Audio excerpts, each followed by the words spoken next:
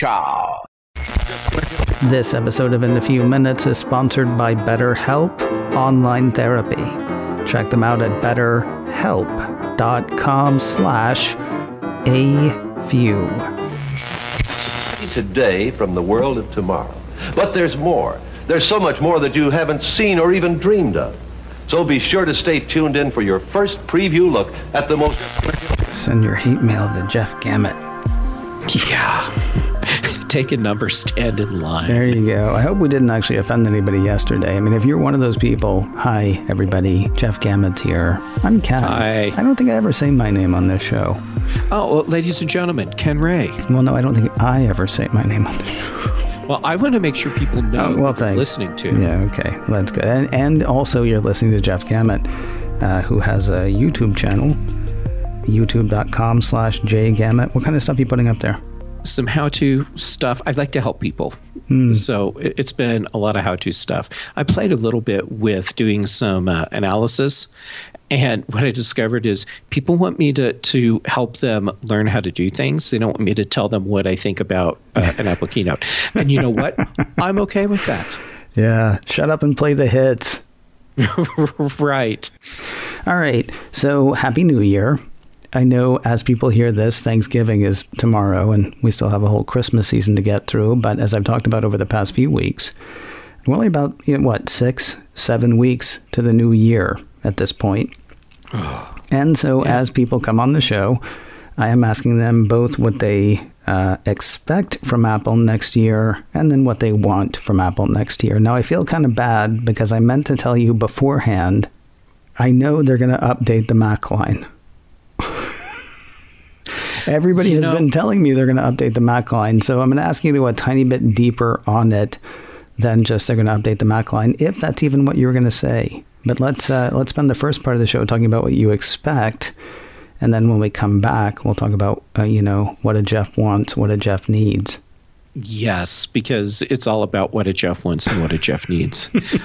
And Ken, when you told me, hey, this is what I want to talk about today, I immediately assumed that you didn't want me to tell you I expect Apple to release new Macs and new iPhones next year, because those are the givens. You want me to tell you something else that I think that they're going to give us next year. Well, no, I mean, you can say those things and that's fine, but I would like a little bit more, because we know that there's going to be a new iPhone. We know that there's going to be a new Apple Watch. I'll give you an example. I think Peter Cohen, it was last week, said we're going to get the Apple Watch that we expected.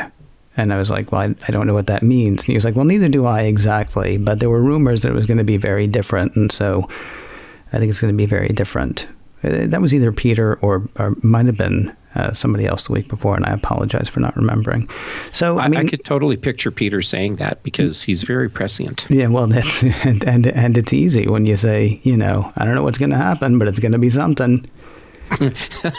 Yeah, it's going to be something. Yeah. So, I mean, like, if you want to talk about the new Macs and the new iPhones and stuff like that, I just want to hear a tiny bit more about what you expect from them.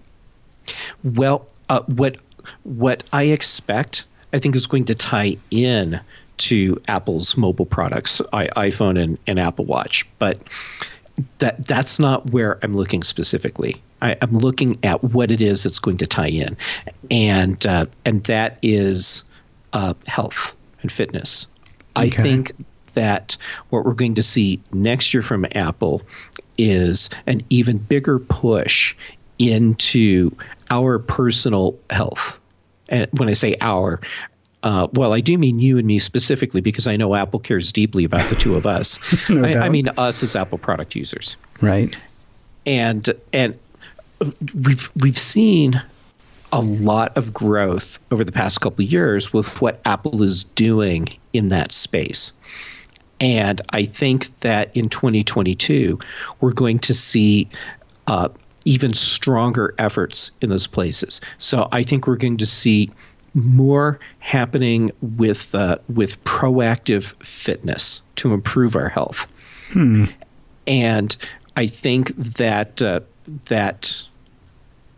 the foundation for that is happening right now, because we have the whole new Fitness Plus stuff, and what we're going to see is a way of tying more of that information together through the devices that we have in a way that gives us more meaningful data about what we're doing and what our current fitness state is.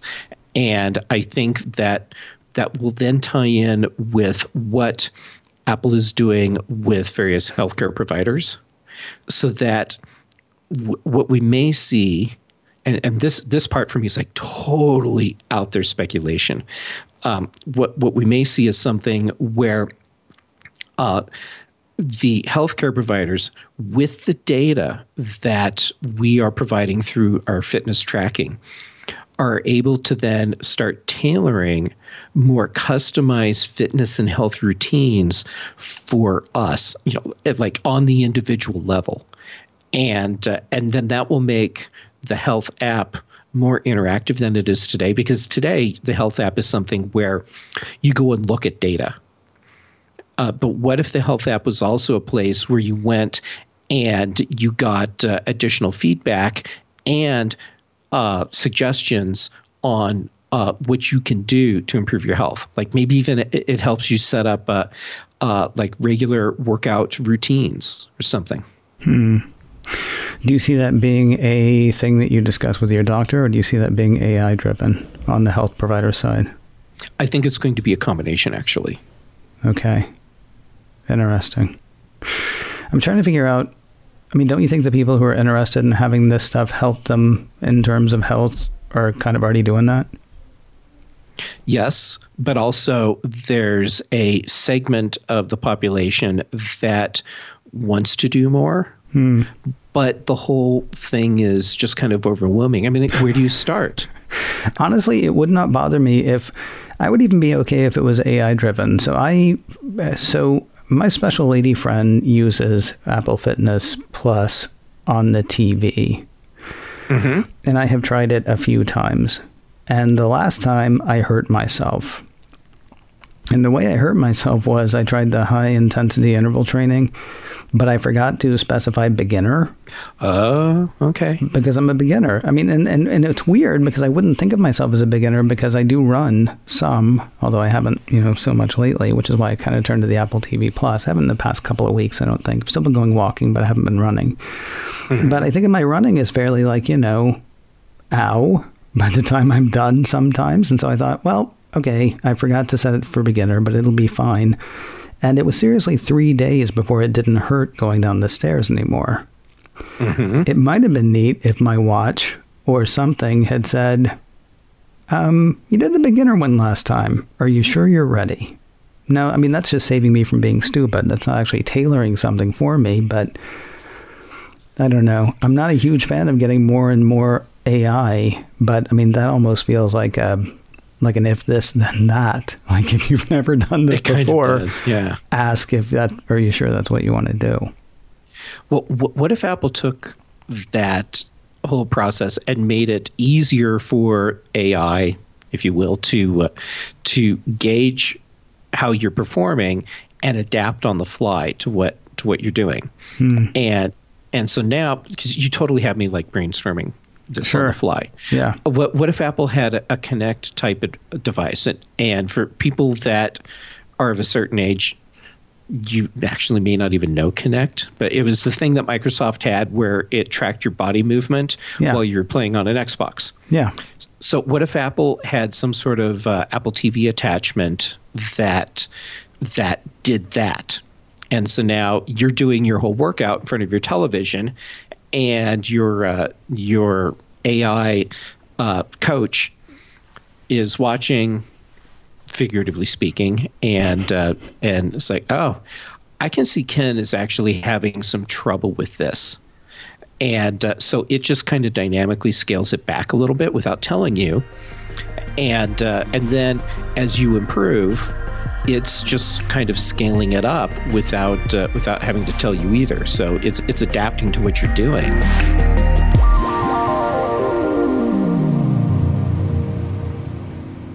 All the way back to Socrates, we have known that there is benefit to examining our lives, figuring out how we're doing.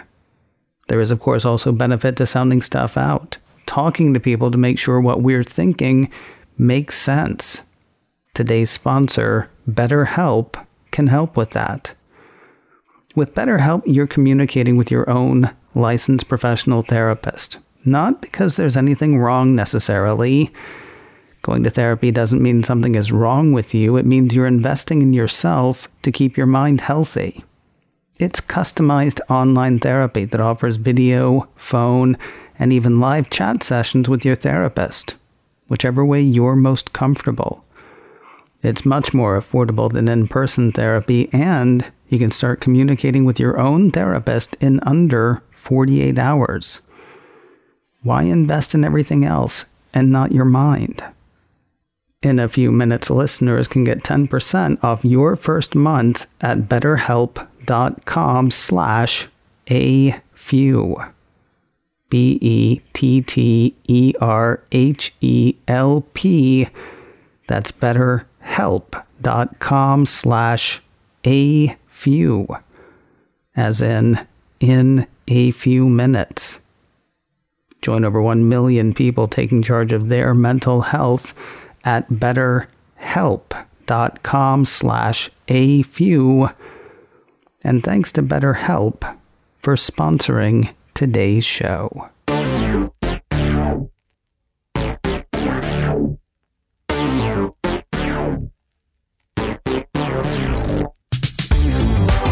Continuing our conversation with Jeff Gamet on Twitter, twitter.com/jgamet or @jgamet, in your Twitter client there.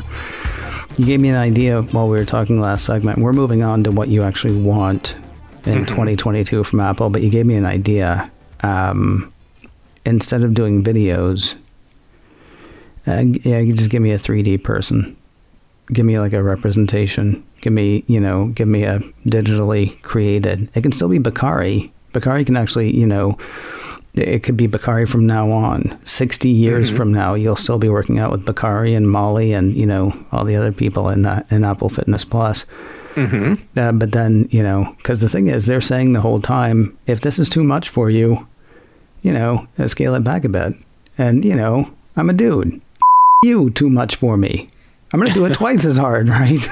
And so, if this Pixar looking dude could be standing there going, just saying, hey, just keep up with me. But he's, low key slowing it way the heck down because nobody should be sweating as much as I'm sweating. I'm liking your idea. And I think we have the beginning of Apple's next dystopian series right here. Oh, it's going to be awesome. Yeah, it'll be great. Yeah. All right. So that's what you're expecting with a side of, what if. Talk to me about what you want next year from Apple. What I want is a smarter Siri. Okay. And here's what I mean by that. We have a voice assistant that is still incredibly rudimentary.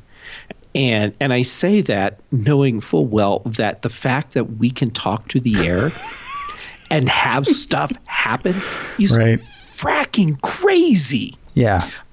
But it's the way we do it. It's very rudimentary, and in many ways, it's us learning or being trained essentially how to say the right things to make stuff happen. Yeah. And it's not about the technology figuring out what it is that we're saying and what we want, and then being able to do that and adapt to us.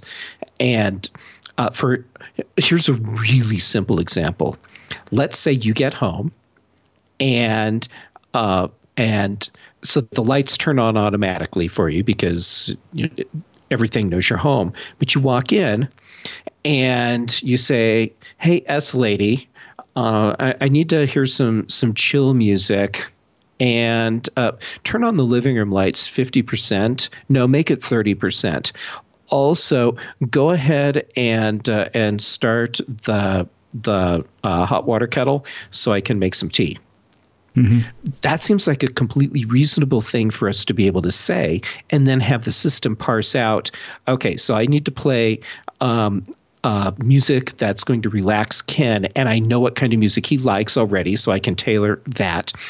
And at the same time, I need to turn on the living room lights, but only to 30%, and get the hot water going. But the way it is right now, you have to go, hey, S Lady, play chill music. Hey, S Lady, skip. Hey, S Lady, skip. Hey, I don't like that song. And then you say, hey, S Lady, turn on the living room light to 50%. Hey, S Lady, turn on the living room light to 30%. Hey, S Lady, turn on the kettle. And it doesn't feel natural. Well, yeah, but I mean, the thing that Apple has said, right, is you're supposed to be able to set scenes. So when you come home, it turns on the music, it starts the kettle, it lowers the lights, all those things, because you've pre-built that. I mean, I get what you're saying, and you're not wrong, but I mean, they have also said, basically, until we get there, here's another thing you could do. Yeah, and of course I have seen set or built for all kinds of stuff. But I feel like we're at the point where I don't want to have to do the scenes until we get there. Right. I want to have that flexibility of being able to essentially throw out a sentence of stuff together. Yeah. And then have it all just get parsed out and happen, as opposed to creating a bullet list that I'm just going down with each thing in succession to create what it is that I want on the fly. There are two things this reminds me of. The first is a joke that I heard. It was like an engineer joke or something like that. A woman sends her engineer son to the store and says, get a loaf of bread. If they have eggs, get 6. And he comes back with 6 loaves of bread. And she says, why did you bring back 6 loaves of bread? And he said, because they had eggs. They had eggs. Oh, exactly. My God. Yeah. The other thing that it reminds me of is I saw somebody on Twitter, I can't remember who, say, sometimes I'm worried about the level of automation and, AI sort of prevalence in our lives. But then when I ask my virtual assistant to play a great hit by some band and they pulled the most obscure live version by somebody else they could find, I feel like we have a few more years.